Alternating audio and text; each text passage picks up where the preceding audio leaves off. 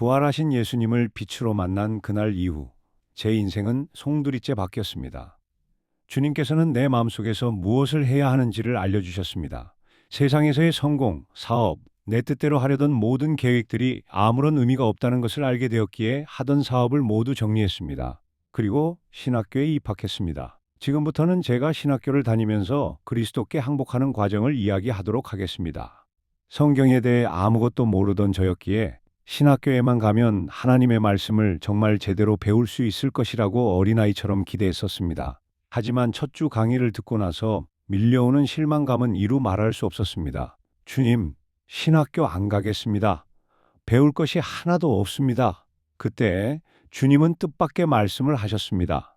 무언가를 배우러 가는 게 아니라 지금의 기독교가 어디서부터 잘못되었는지 보라고 하셨습니다. 그리고 내가 목사라는 자격증이라도 있어야 훗날 사람들이 내 말에 귀를 기울일 것이라고 말씀하셨습니다.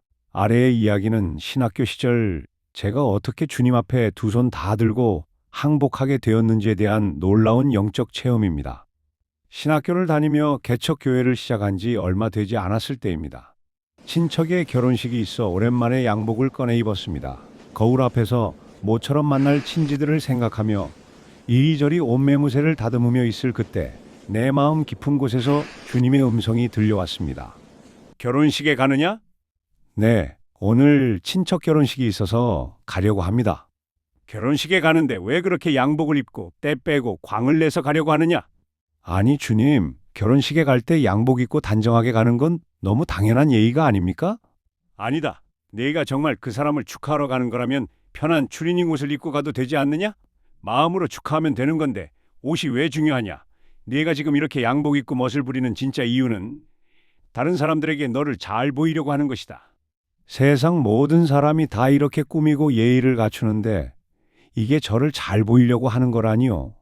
그래, 너뿐만 아니라 세상 모든 사람이 그렇게 하는 이유가 다 자기를 잘 보이려는 의도 때문이다. 뒤통수를 맞은 것 같았습니다. 예의라고 생각했던 것이 사실은 나를 돋보이게 하려는 위선이었다니요. 도저히 이해도 안 되고 동의도 안 됐지만 일단 주님의 허락을 받고 일단 예식장에 갔습니다.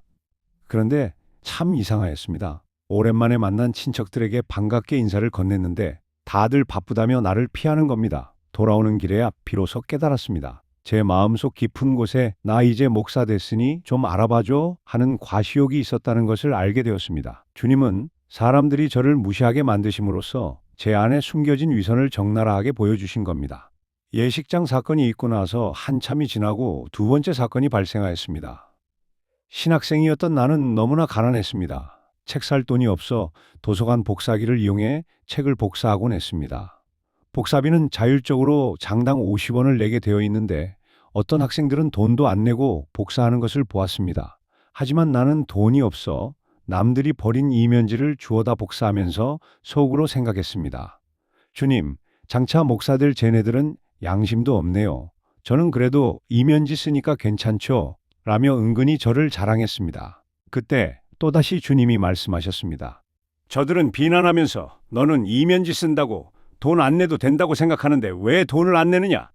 주님, 저는 버려진 종이를 재활용했습니다. 복사기도 학교 것이고 그리고 저는 학비도 냈지 않습니까? 학비와 복사비는 다르다. 그리고 한 장 복사비 50원 안에는 종이값만 있는 게 아니다. 전기료, 잉크값, 기계 감가상각비가 다 포함된 건데 종이 하나 아꼈다고 나머지를 도둑질하려느냐? 할 말이 없었습니다. 말씀을 듣고 실제로 계산해 보니 종이값은 얼마 되지 않았습니다. 나는 이렇게 내가 하는 것에 대하여 의가 가득했던 것을 알게 되었습니다. 그리고는 돈이 없으면 복사하지 않으려는 마음을 먹었습니다. 그렇게 책망을 듣고 집으로 가는 길, 엎친 데 덮친 격으로 주님은 운전 습관까지 지적하셨습니다. 창밖으로 무심코 침을 뱉었는데 왜 침을 뱉느냐? 도로교통법 위반이다. 벌칙금이 얼마냐? 5천 원 정도 될 것 같습니다. 그럼 지금부터 침 뱉을 때마다 5천 원씩 내라. 네가 하나님의 아들이라며? 그렇다면 세상 법도 누구보다 잘 지켜야지. 이런 말씀을 듣고 충격을 받으면 운전하는데 차가 밀려서 차선을 이리저리 바꾸며 끼어들기를 했습니다. 그러자 주님은 안전거리 미확보도 불법이라고 하십니다. 앞차가 끼어들면 다시 거리를 벌리라고 하십니다. 주님, 계속 양보하고 뒤로 밀리면 저는 집에 언제 갑니까? 그건 네 사정이다. 네가 선하고 법을 어기지 않으려면 이 모든 교통법을 다 지켜야 한다. 집에 도착할 때쯤 저는 녹초가 되었습니다. 집 앞에서 주차하다가 살짝 다른 차 범퍼에 닿았는데 표시도 안 나는데 주님은 주인에게 사과하라고 하십니다. 숨이 턱턱 막혀왔습니다. 그날 저녁 밥도 제대로 넘어가지 않았습니다. 그날 저녁 밥을 먹자마자 교회 바닥에 엎드렸습니다. 주님, 오늘 왜 이러십니까? 전에는 안 그러셨잖아요. 따져 물었습니다. 주님은 오늘 너를 잡기 위해서다라고 하셨습니다. 의로운 자라면 모든 법을 지켜야 한다고 몰아세우셨습니다. 기도하면 할수록 절망적이었습니다. 복사비 안 내려면 복사 안 하면 되고 운전 안 하면 교통법규 안 어길 수 있겠죠. 그런데 죄가 그 행동뿐인가요? 눈으로 보는 죄는 눈을 감아야 죄를 짓지 않을 수 있는가? 귀로 듣는 죄는 그럼 귀를 막아야 하나? 그러나 내 머릿속으로 들어오는 생각의 죄는 심지어 꿈속에서 짓는 죄는 어떡하냐 하는 생각까지 미치자 나로서는 죄를 짓지 않고는 한순간도 살 수 없다는 생각이 계속 들었습니다. 밤 11시가 되도록 4시간 동안 몸부림쳤지만 결론은 하나였습니다. 인간은 죽기 전에는 죄를 안 짓고 살 수가 없는 존재구나. 이 사실을 알고 나니 밀려오는 것은 절망뿐이었습니다. 더 이상 나로서는 아무것도 할 수 없음을 깨닫고 주님께 울부짖으며 기도를 계속했습니다. 주님, 저는 죄를 짓지 않고는 한순간도 살 수가 없는데 저보고 어떡하라는 겁니까? 저는 어떡해요? 손들어!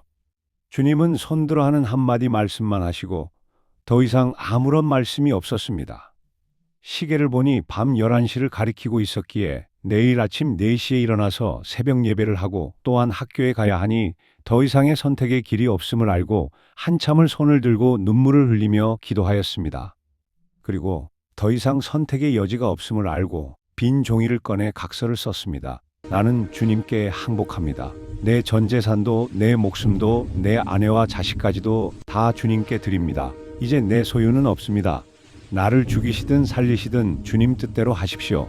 내가 죄를 안 지을 수 없으니 내 사랑하는 가족도 죄인일 수밖에 없으니 모두 주님께 맡기는 수밖에 없었습니다. 철저한 항복이었습니다. 항복하고 난 다음 날 또다시 교통법규를 어길 것 같아서 주님께 어기지 않게 하려고 기도하고 운전을 하니 그날 신기하게도 도로는 뻥 뚫려 있었고 저는 평안하게 운전했습니다. 무단횡단도 죄라고 생각하여 하지 않으려 애썼습니다. 하지만 며칠 못 가더군요. 또다시 차 간격을 어기고 무단횡단을 하는 저를 발견했습니다. 저는 다시 괴로워하며 주님을 찾았습니다.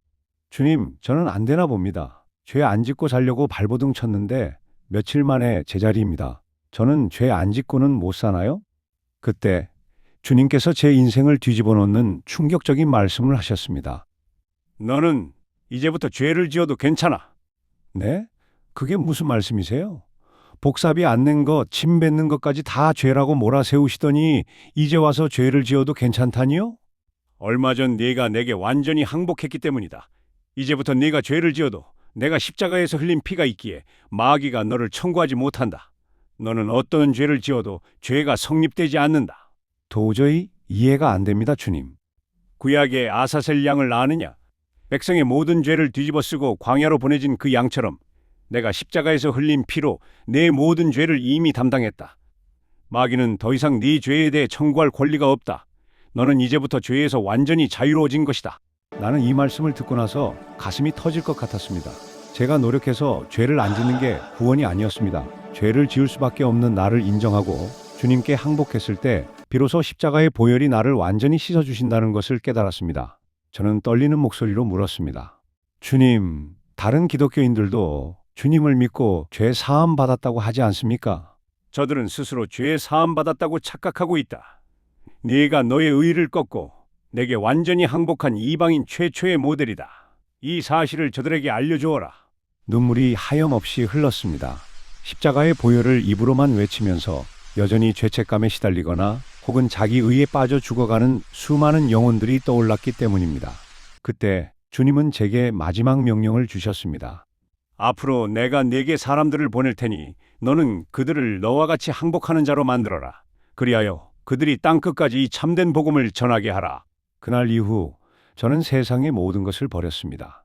그리고 오직 이방인의 진정한 복음, 즉 항복 뒤에 찾아오는 진짜 십자가의 능력을 전하기 위해 지난 30년을 달려왔습니다.